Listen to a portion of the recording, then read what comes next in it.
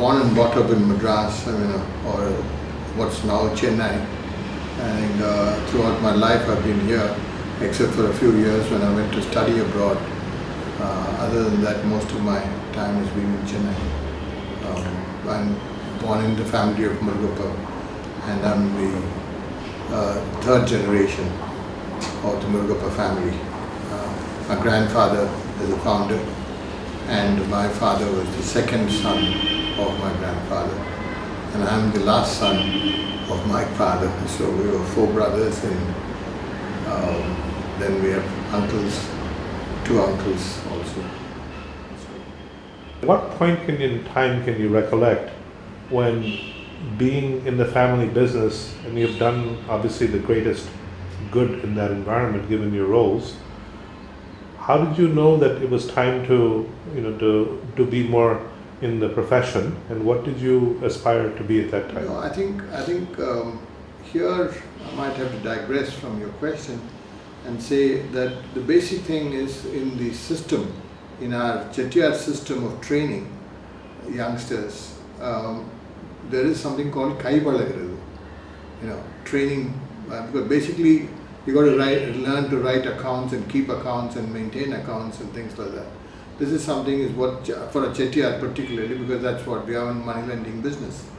So I was probably one of the last ones in the family to be trained in the old traditional way. From my fourth form, or fourth or fifth form, and those days it was forms, which is equivalent to the 9th or 10th class. 10th, 11th and 12th, I was sent away to work in one of the offices which was still doing some money lending business. And this was in Colombo in 1951, if I remember correct, to work under the agent, stay with the agent's family, and work as per his guidance and training. And the first job that was given to me when I landed there in Colombo, after I had my breakfast and had my bath and had my breakfast, was the agent, who was a distant relative of ours, and he told me, go and get some pan.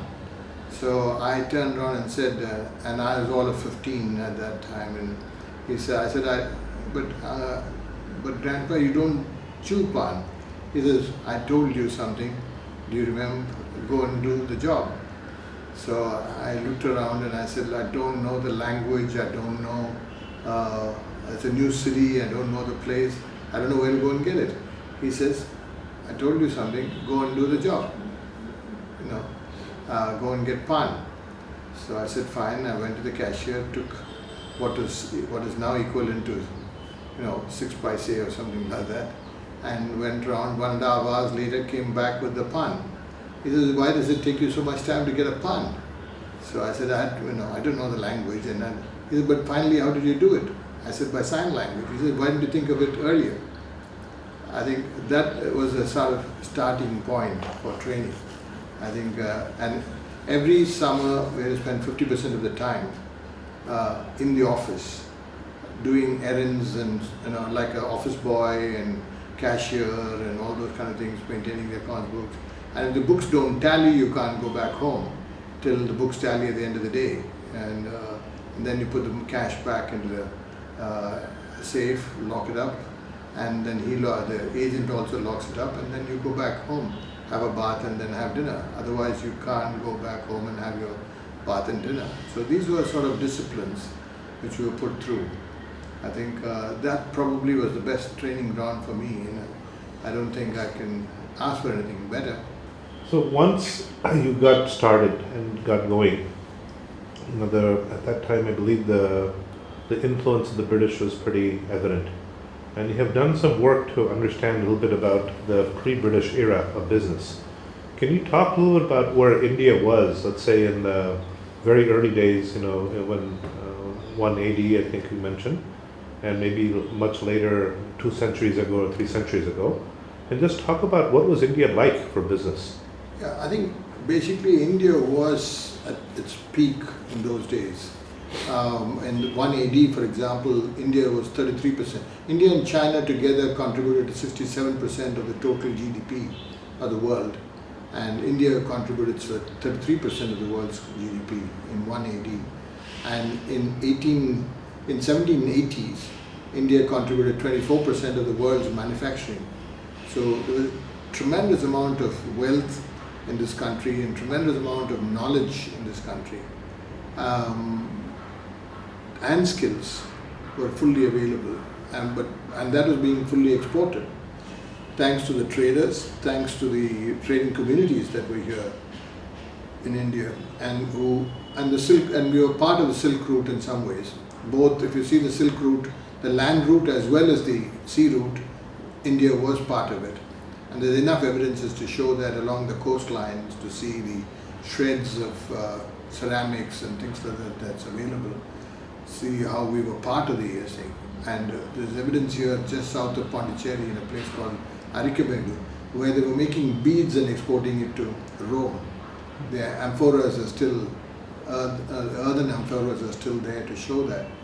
So that was India's glory at that time, And when the Mughals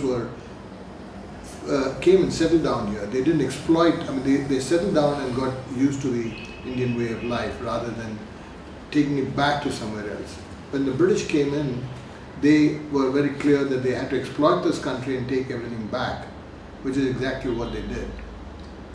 Basically, I think the point is Macaulay. I think every student should read Macaulay's speech to understand what he wanted to do with India. Unfortunately, nobody talks about the Macaulay speech which he gave to. He wanted only £10,000 to teach English to Indians, and he says except for the color of the skin, the people should behave exactly like the British do and what we want them to do, and that's the way we can govern this country. And that's exactly what happened thereafter, and the British taught English, and we still believe that that is the best thing that ever happened. True, if you look at that, we've always reversed our situations, and now in India, suddenly in the last 10 years, if you see, India is talked about a lot in the world market, mainly because of our language capabilities. But then we can't sit back on those laurels, because China will sooner or later overtake.